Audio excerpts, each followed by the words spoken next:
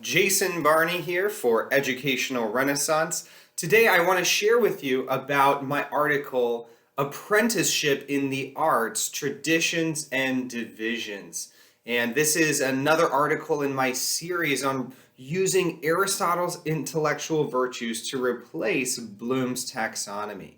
And at this point in this series, I'm really looking in at Aristotle's intellectual virtue of techne, which I translate as artistry or craftsmanship.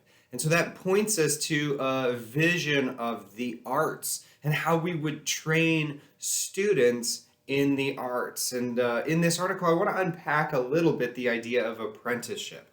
Apprenticeship in the arts, and specifically the traditions of artistry or craftsmanship, and how we might divide them as we think about the place of artistry or craftsmanship or the various arts for our educational programs. And I have in mind especially the work of classical Christian schools here.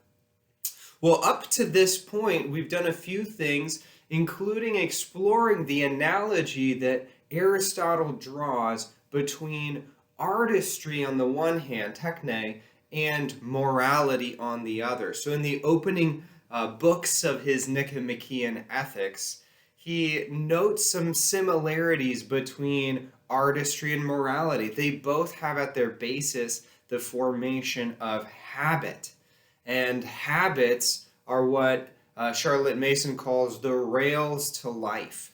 They help us in how we interact with others and how we live our lives, but also in how we go about the work of creating things or producing things in the world, which is his idea of artistry, techne. And as we've done this, we've kind of delved into morality in particular. If you remember, as I opened us into Aristotle and thought through how as Christians we can appropriate Aristotle, one of the positions that I took was that we should think of education's big goal as cultivating moral, intellectual, and spiritual virtues. Spiritual virtues is a category that Aristotle leaves out as a non-Christian. He's focused primarily on the moral virtues and the intellectual virtues for human flourishing in his Nicomachean Ethics. But we can take that, situate it within a broader Christian perspective that's cross-centered and focused on God ultimately and not man primarily. But with that in mind, then, we're focusing in our educational programs on developing our students in moral, intellectual, and spiritual virtues. And one of those intellectual virtues, believe it or not, is this hands-on work of artistry or craftsmanship. The reason that Aristotle is so valuable for us as modern educators stuck in Bloom's taxonomy cognitive domain is that it ties together the head, heart, and hands in a way that is more true to life and our experience and is more helpful for us as educators. And so we can look now in detail at apprenticeship in the arts. And as we see Aristotle making this connection between artistry and morality, we also see him referencing quite a number of different arts, things as diverse as building to lyre playing, navigation, medicine, as well as grammar and music, a couple of the traditional liberal arts that develop after his time or are called such after his time. And really what we're going to explore and claim here in this lecture is the idea that while some have proposed a threefold division of the arts, common, liberal, and fine arts, and I think that's great and incredible, I'm going to claim that because the arts are situated in place and time, we really should have a fivefold division of the arts for our schools today. We should add to the paradigm that Chris Hall, Kevin Clark, and Ravi Jain have given us athletics, games, and sports as a category of artistry or craftsmanship, and I'll explain why later. And we should also, to their common arts, add the idea of professions and trades as another area of artistry or craftsmanship. And with this fivefold division of the arts, I think we'll have what we need to build out the educational experience to holistically include the training of the hands as well as the head and heart in our educational paradigms. Well, let me dive into my first main point, and I'll use Aristotle for this, but my big idea here is that I think it's important for us to situate techne, artistry or craftsmanship, as traditions in place and time. Traditions in place and time. We need to realize that the arts are a rise in human culture as a product of, if you will, our ingenuity. Even if, as Christians, we want to recognize the providence of God and inspiration of the Holy Spirit in that, arts have to do with, as Aristotle would put it, things variable, things that could be or could not be, things that change. And the arts, in fact, do change. We know this. Now, Aristotle, in the passage that I quote in the article, talks about the distinction between making and acting. How, as human beings, we are both makers and we are doers. And when we're making something, that's when the realm of art comes to the fore, because we are engaging in a reasoned state of capacity to produce something in the world. And so when you think about it like that, we know that there have been great inventors and originators of various types of arts and crafts, artistry or craftsmanship. And so when you think about these great originators, they sort of draw attention to the fact that the arts are culturally situated. There may be times and places where some arts are absolutely irrelevant and where others come to the fore. And so we have to think about the arts as something that's not just kind of objective and out there in the world, but as something that comes within a culture. And let me give you a very particular few examples of this. First, for this idea of the arts as being originated, I want to reference the fresco on the Spanish chapel of Santa Maria Novella, a Renaissance fresco inside this Spanish chapel that Charlotte Mason, the great British Christian educator of the late Victorian, early Edwardian era, loved. She went and visited this in one of her trips to the continent and was absolutely inspired by this. It has pictured a dove descending on first the theological and cardinal virtues, pictured as angels coming down from them, but then also all the realms of knowledge or artistry. You have the 7 theological sciences on one end, and this is a Catholic conception, has Thomas Aquinas pictured prominently in the center, as he tried to sum up all knowledge through his Summa Theologica.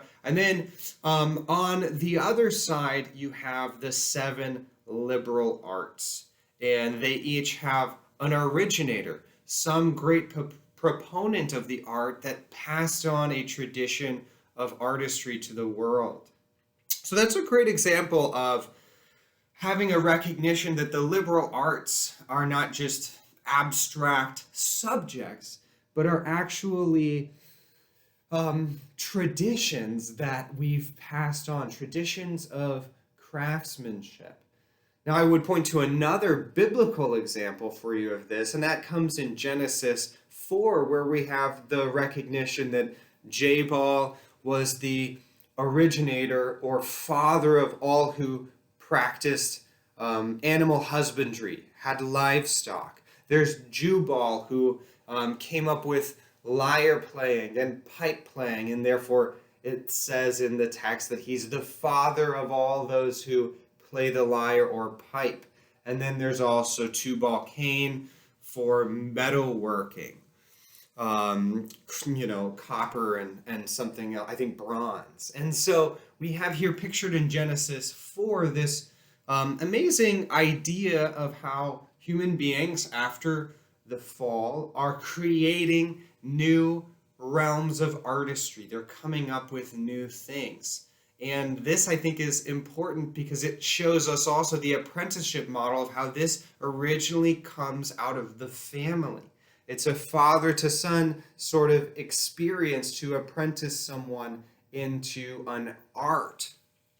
This attacks our modern focus on abstract skills, like Bloom's taxonomy envisions, with a whole bunch of orders of skills in the cognitive domain as being what education is primarily about. I think instead we should think of a large portion of education is about apprenticeship in the arts, this sort of familial-like mentorship, not into abstract skills, but into particular traditions of craftsmanship. And as I'll say, even the liberal arts are included in this. The liberal arts developed as traditions of how we would understand craftsmanship, say, in rhetoric. And they have a rich tradition of development, but we can't simply look back to one point in the tradition without bringing it forward into our own culture. Now I want to illustrate this even further with the example of navigation. So if you're a little bit skeptical about my claim about the situatedness of the arts in place and time, think for a moment about what it would have been like to learn navigation as an apprentice in the ancient world. You would have had a particular tradition of how you would go about the process of using sails. Boats would have been built a particular way. You would have learned particular names for constellations or astronomy so that you could navigate well.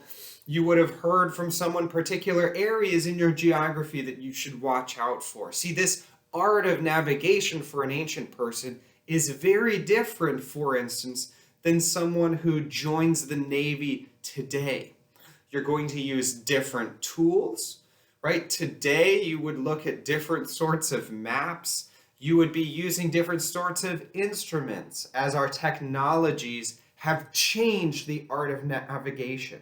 So I just want to highlight this point that, in fact, in our modern world, we do operate under a very different set of arts that may be continuous with a tradition. Navigation today is not wholly other than navigation in any other time or place, and certainly navigators could benefit from understanding how ancient navigators worked, but so much of the actual art of navigation is culturally situated. It's dependent and needs to be updated based on new technologies, circumstances, and situations. As human beings, we come up with different arts. We come up with new styles, and we prefer different things. And this is a necessary fact of the arts. As Aristotle says, the arts have to do with things variable, things that change. And human beings are changing the nature of their arts all the time. Now, this brings me to my second point, which is my explanation of my fivefold division.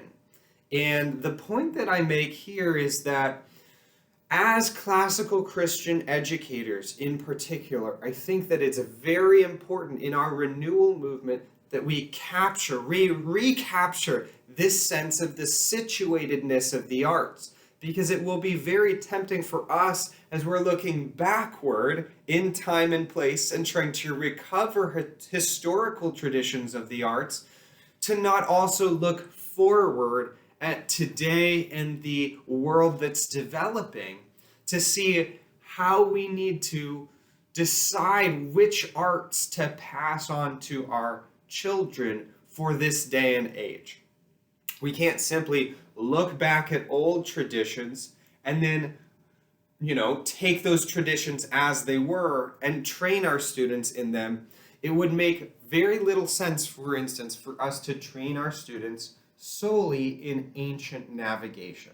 I think you would all concede that with me, but where the rubber meets the road here is, well, of course, you're not training students in ancient sports, are you? But are we training our students only in ancient forms of the liberal arts? Or are we also updating them in a way that's continuous with the tradition so that they operate for today? And perhaps an illustration I could give or an application of this that's most telling might be the art of rhetoric. When we are training our students in the art of rhetoric, are we using only ancient forms and cultural expressions of rhetoric in our textbooks? Or are we also giving them the wisdom of the ancients, but also resituating it in modern rhetorical expressions for today? And so I want to challenge you to think about that. It's something that I'm thinking about, and we've made steps towards developing at the school I'm at, Coram Deo Academy in Carmel, Indiana. So we have to look forward as well as back when we're thinking about the arts and making decisions about which specific areas of artistry or craftsmanship we want to train our students in at the K through 12 level.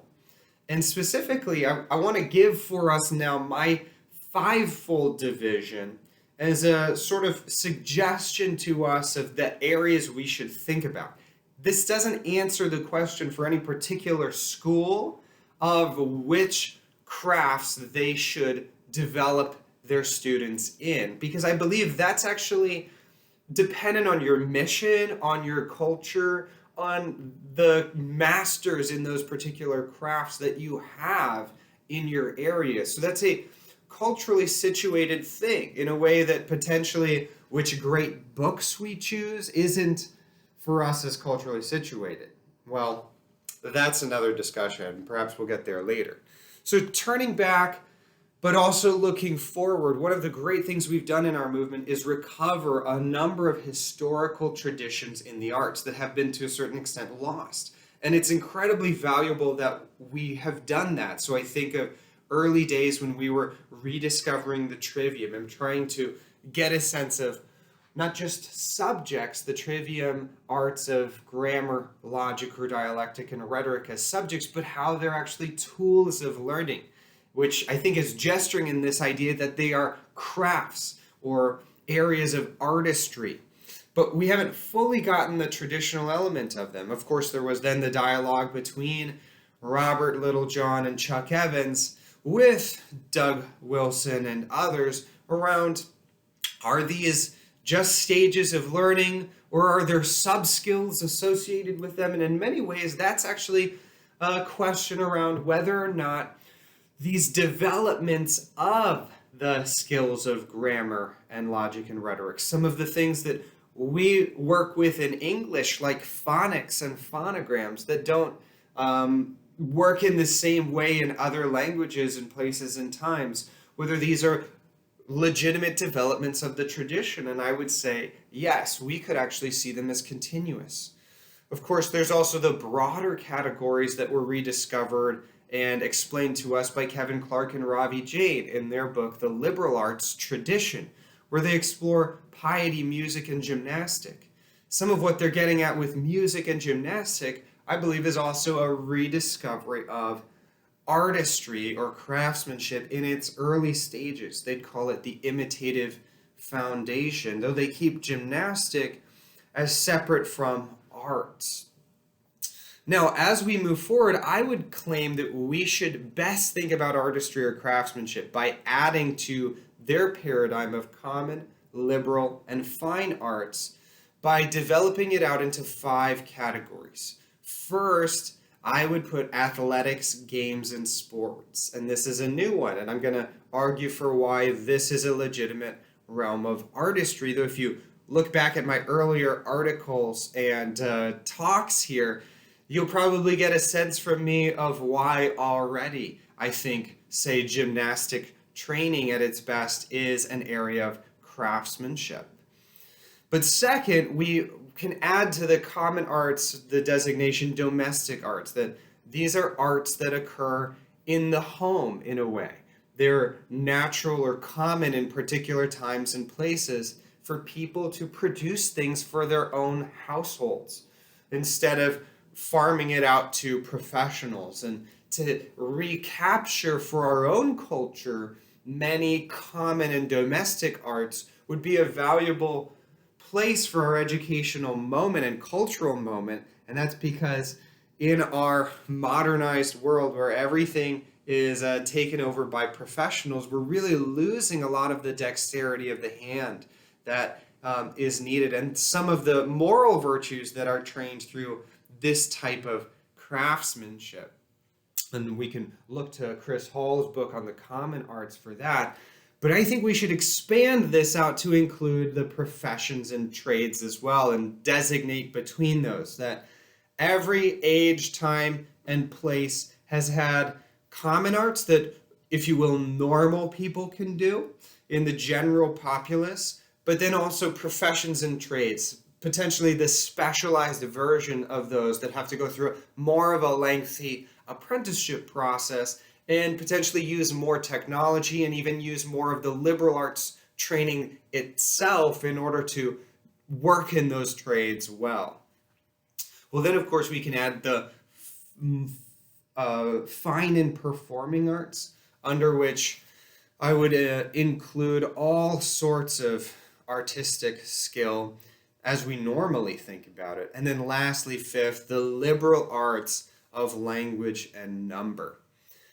Now, again, I want to step back and think about this and reference Kevin Clark and Ravi Jain's great book, The Liberal Arts Tradition, for how they help us understand the arts in a particular way.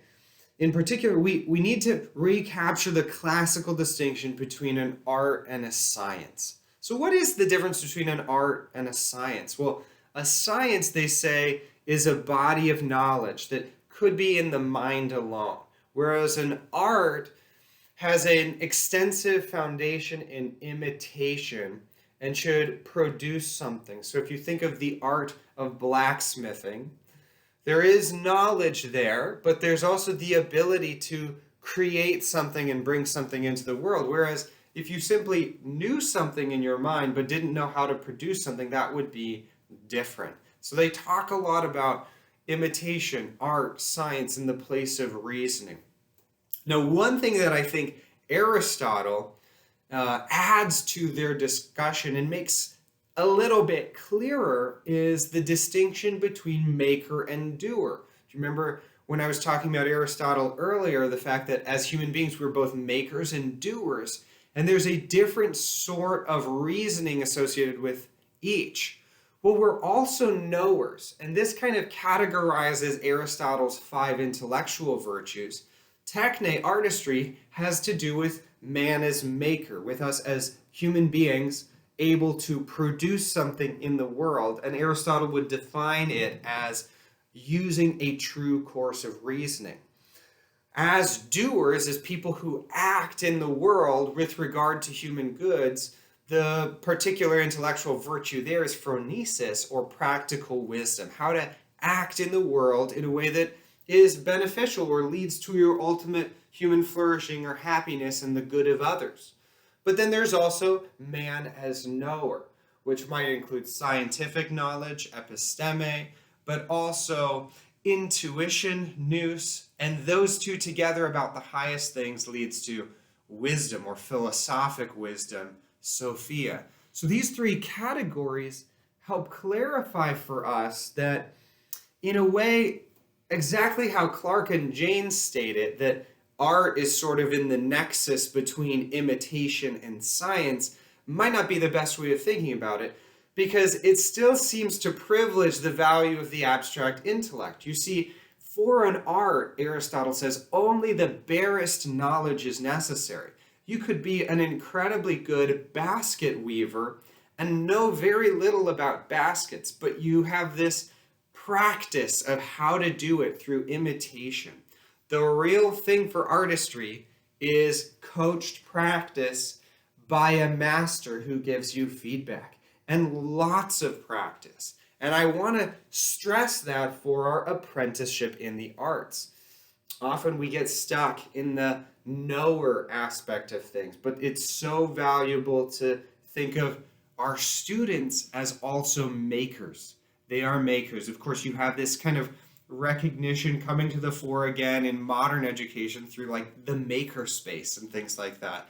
But there's this whole ancient tradition of how you would apprentice a student into an art, and it's just a different thing than trying to give a student knowledge, and we need to recognize that. Now, with that in place, I want to defend putting athletics, sports, and games on the map. And one of the ways I can do so most basically is to say that this is a great area of coached practice. It's an apprenticeship realm. When students try to become great at running or soccer or football, baseball, swimming, you name it, what do we give them? We don't give them a textbook, we give them a coach. And the coach should be experienced in the art, in the sport itself, right? And then they engage in practice of many kinds. And so I think that athletics, games, and sports very naturally align here with the idea of artistry or craftsmanship. Now, to be fair to Chris Hall and Kevin Clark and Ravi Jain, they have this beautiful conception of three types of arts: common, liberal, and fine arts. And they might, if I press them, include athletics, games, and sports in that common arts category. Certainly we could imagine how common arts, like, say, the sport of archery, comes out of, right, hunting. So many of the sports and athletics that we do actually come out of very practical skills for what they call the common arts. But one of the things that they do that's really great is they talk about how these three arts gesture toward the transcendental triad of truth, goodness, and beauty. So the liberal arts help our minds perceive truth, help us get at truth. The common arts provide for the good things of life. And the fine arts raise that work of the common arts to the level of beauty. And this is splendid. And I hesitate to add anything or change anything because it's so wonderful. But again, I want to push on our definitions here a little bit to show some of the, at least, blurriness between those lines and my reasons for the helpfulness of a fivefold paradigm instead. And so what I would say is, how about Roger Bannister running that 4-minute mile? Isn't there something beautifully glorious about that feat of human excellence beyond what anybody at the time thought was physically possible for someone to do? Or you think of the elite gymnast. Perhaps you may have watched the Olympics and seen gymnasts doing what they do. All the years of coached practice to a peak of excellence. There is an elite gymnast routine really that different from the finer performing arts work of, say, a dancer? It's certainly different, and it has the competition element to it, like many games and sports. But we could keep pushing on this, right? Sports and games, even if they're transitory, even if they're ephemeral, even if you see just for a minute the elite gymnast performance, that doesn't mean that it's not a thing of beauty, that it doesn't gesture toward the good of the body, and that it doesn't follow a true course of reasoning about how exactly you could interact with the world using proper physics and how everything works together in the world. So I just want to push up against these divisions. While I do think they gesture well in those directions, I think that it's most helpful for us to categorize athletics, games, and sports as part of our overall educational paradigm under the title of artistry or craftsmanship, what Aristotle called techne. And as we'll see, this has huge implications for how you think about and go about the practice of training students in various arts. So we're getting to a developed pedagogy soon here. But let me just make one last point, and that is my argument for why we should distinguish between common and domestic arts and the professions and trades. And I think the reason here lies in the definition of common. Why do we call these arts common?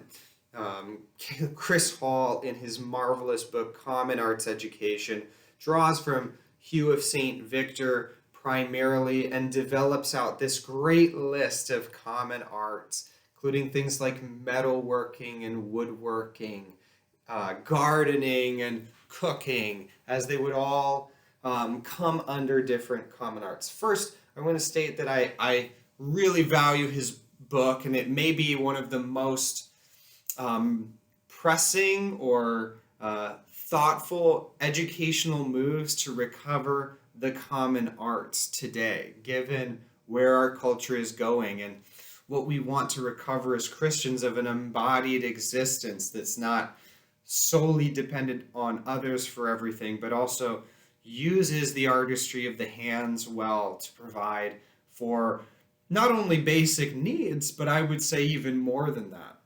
And so what does common mean, though? Why did they use the term common? Well, I imagine that one possible definition is that it was to distinguish them from liberal arts that only nobility in the Middle Ages could access. So the common people, as opposed to nobles, would work in the common arts and would provide goods and services for nobles who would primarily learn the liberal arts.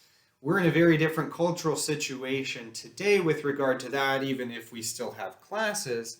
And so I think it's important to maybe look at another reason why we could use the term common, and that would be the fact that they are generally used or generally in the population, like the general populace.